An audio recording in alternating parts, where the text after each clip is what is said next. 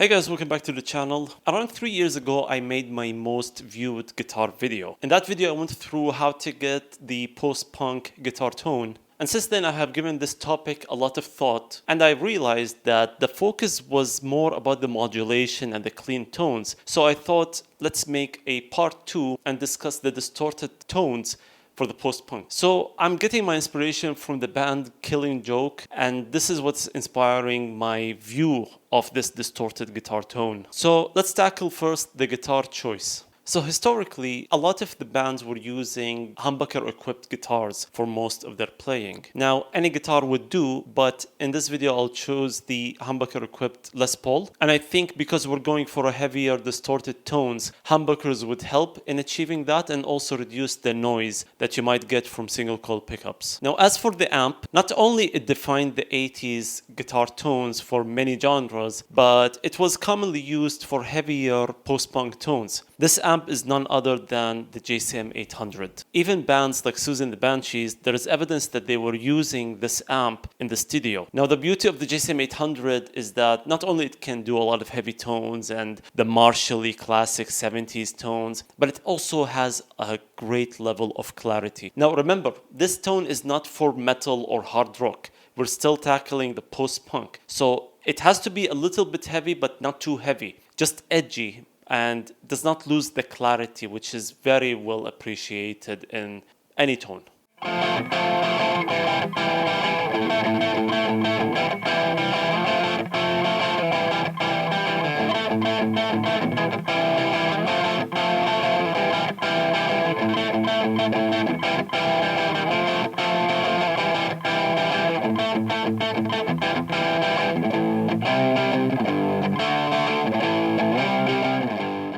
Now, I'm not expecting everyone to have the JCM 800, but you can use pedals for that, or you can just use similar amps or distortion channels that give you that clarity, but not too heavy. Now, one thing about this video is that I don't want to use too many effects.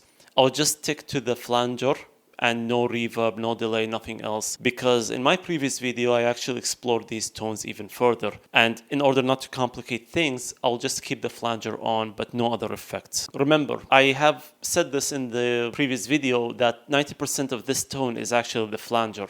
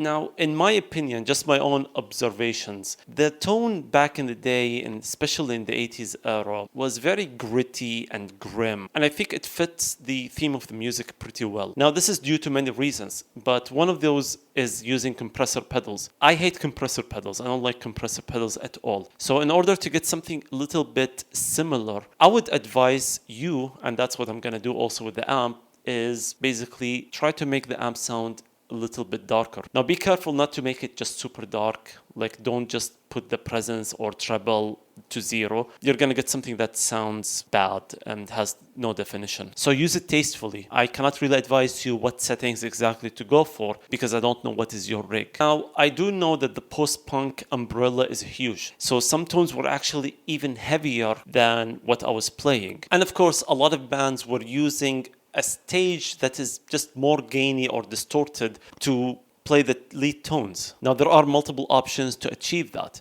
You can either use a different channel. I'm not too picky about lead tones, to be honest. Or you can just use a boost pedal in the front of your amp, so you can switch back and forth easily between the two gain stages. Now, back in the day, the famous examples would be pedals like the Tube Screamer, a classic, the Rat pedal, and you can also use the Distortion Plus, and basically any of the overdrive and distortion pedals from the 80s that Boss released. Now for this video, I'll stick with the Tube Screamer. I personally think the Tube Screamer going in front of a JCM 800 is just perfect. Now, one thing that is very obvious is that this combination, Tube Screamer into an 800 with humbuckers, is very common for a lot of genres. However, the mindset and how you set your overall rig, this is what distinguishes this tone from other tones. Now, obviously, you can get many similar results using different amps, guitars, pedals, but I'm here just giving you an example on how to approach this tone.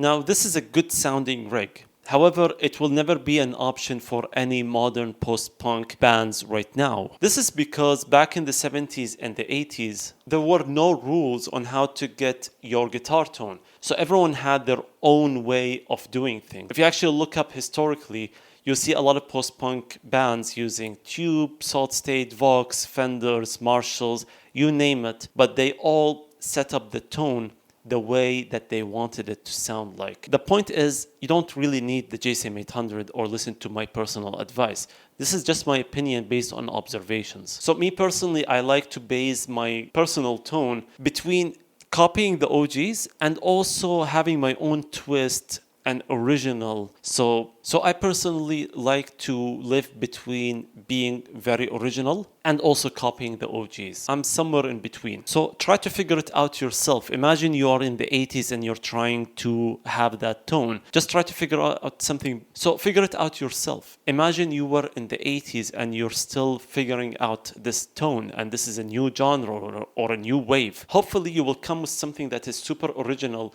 and it will make you stand out. Now, thank you for watching part 2. I'm not sure if there will be a part 3 for this one. If you think I should make a part 3, please tell me why in the comment section below.